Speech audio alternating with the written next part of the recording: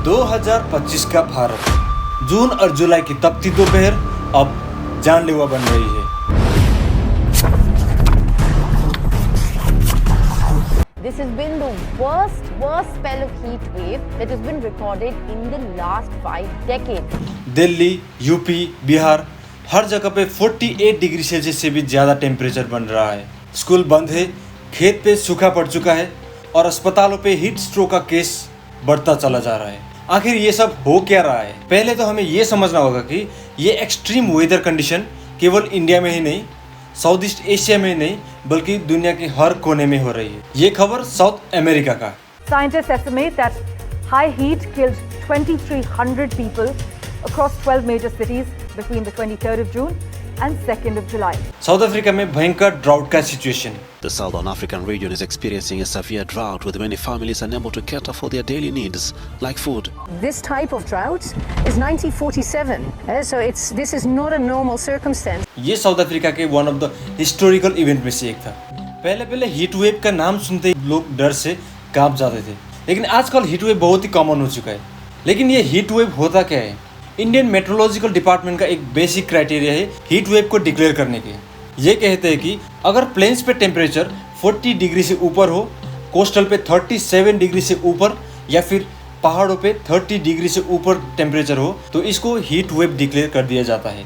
इसके अलावा अगर 2 कंसेक्यूटिव डेज के लिए 4.5 to 6.4 degree Celsius above the normal temperature हो, तो इसको भी हीट वेव डिक्लेयर कर दिया जाता है। और अगर 2 कंसेक्यूटिव डेज के लिए 6.4 degree Celsius above the normal temperature हो, तो उसको एक्सट्रीम या फिर सीवियर हीट वेव डिक्लेयर किया जाता है।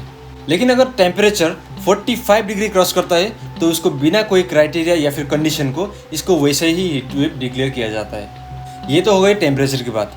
लेकिन हमारे बॉडी को गर्मी फील करने के लिए टेम्परेचर ही केवल एक यूजफुल पैरामीटर नहीं होता है। क्योंकि अगर आपने नोटिस किया हो तो जून के महीने में दिल्ली में 48 डिग्री सेल्सियस टॉलरेट करने के लिए आसान पड़ जाएगा as compare to the 38 degree Celsius in Mumbai.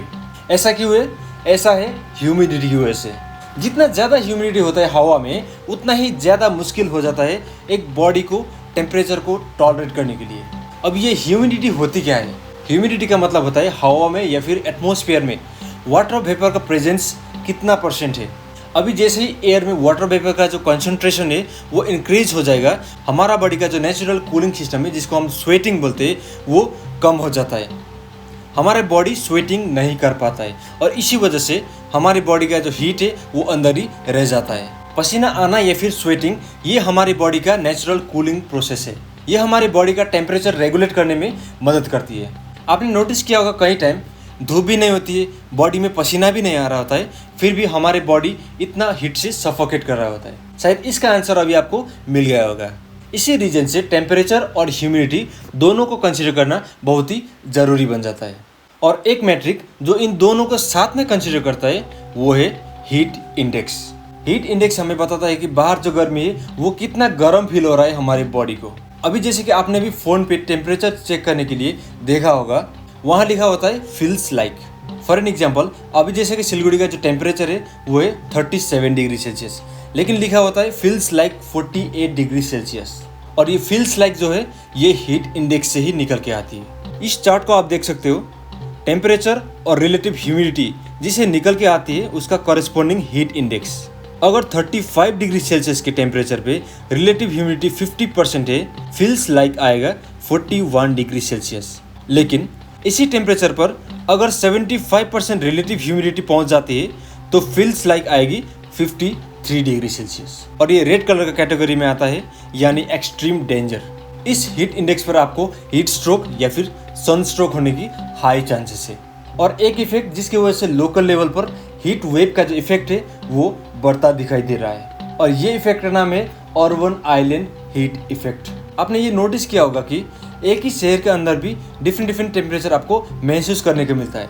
आपने ये नोटिस किया होगा कि जहाँ पे पेड़ पौधे लगे हुए होते हैं वहाँ पे जो टेम्परेचर है वो रिलेटिवली कम होता है as compare to the crowded area, बाकी एरियाज के कंपेरिजन में। और जिन एरियाज में सिर्फ बड़ी बड़ी बिल्डिंग्स जो कंक्रीट और ग्लास से बनी हुई होती है, एस्फेल्ट बिछा हुआ हाईवे हो गया, ये जगह कुछ ज़्यादा ही गर्म रहती है और इन्हीं जगह को अर्बन हीट आइलैंड कहा जाता है। और एक बड़ा सिंपल रीजन है इसके पीछे। बिल्डिंग्स में जो कंक्रीट, ग्लास या फिर एस्फेल्ट फिजा हुआ होता है जो रोड पे, वो हीट को एब्जॉर्ब करती है, सनलाइट को एब्जॉर्ब करती है। और एक शहर जो बहुत ही क्राउडेड हो और प्रॉपर वेंटिलेशन भी ना हो, तो वहाँ होता क्या है कि पूरे दिन भर गर्मी में सारे हीट एब्जॉर्ब हो जाते हैं, हवा चलते नहीं ज़्यादा, और रात में जो हीट एब्जॉर्ब हुए होते हैं वो बाहर निकल आते हैं। इस इफेक्ट को लेकर दिल्ली में एक स्टडी किया गया जहां पाया गया कि जिन जगह पर अर्बन हीट आइलैंड इफेक्ट देखने को मिल रही है, ये जगह 3 to 8 डिग्री सेल्सियस ज़्यादा गर्म है एज़ कम्पेयर टू द वो जगह जहाँ पे पेड़ लगे हुए होते हैं। सोच कर देखिए दोस्तों, 8 डिग्री सेल्सियस कितना बड़ा फ़र्क पड़ सकता है।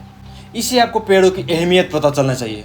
सड़कों में कंक्रीट बिछा देना, एस्फाल्ट बिछा देना, हाईवे को बड़ा कर देना, बिल्डिंग्स खड़े कर देना, सिर्फ यही एक डेवलपमेंट का इंडेक्स नहीं होता है। मेरे हिसाब से डेवलपमेंट का मतलब होता है एक अच्छा सा ह्यूमन इकोसिस्टम क्रिएट करना, एक ऐसा इन्वायरमेंट जहाँ पे लोगों को चलने पर शांति मिले, कोई बीमारी नहीं, इतने ग्रीनरी हो कि लोग चल के जा सके कहीं पे भी। गाड़ियों का कम से कम इस्तेमाल करना चाहिए, क्योंकि गाड़ियाँ भी अपने आप में एक हीट रिलीज करती है, जिसकी वजह से अर्बन हीट आइलैंड का इफेक्ट और ज़्यादा बढ़ जाता है। और ये एक ऐसा चीज़ है जिसको ज़्यादातर डेवलप्ड देश वो समझ चुके हैं। आपको पता होगा कि पेरिस के शहर में बड़े स्केल पर गाड़ियों को बैन कर दिया गया, एस्फाल्ट को हटाकर पेड़ लगा रहे हैं और साइकिलिंग को प्रमोट कर रहे हैं। ये सब चीज़ किया ताकि अर्बन हीट आइलैंड का इफेक्ट कम से कम किया जा सके और लोगों को एक ज़्यादा कंफर्टेबल टेम्परेचर मिले शहर में रहने के लिए। एसी का यूज़ जितना हो सके कम करे या फिर नहीं करे तो अच्छा है।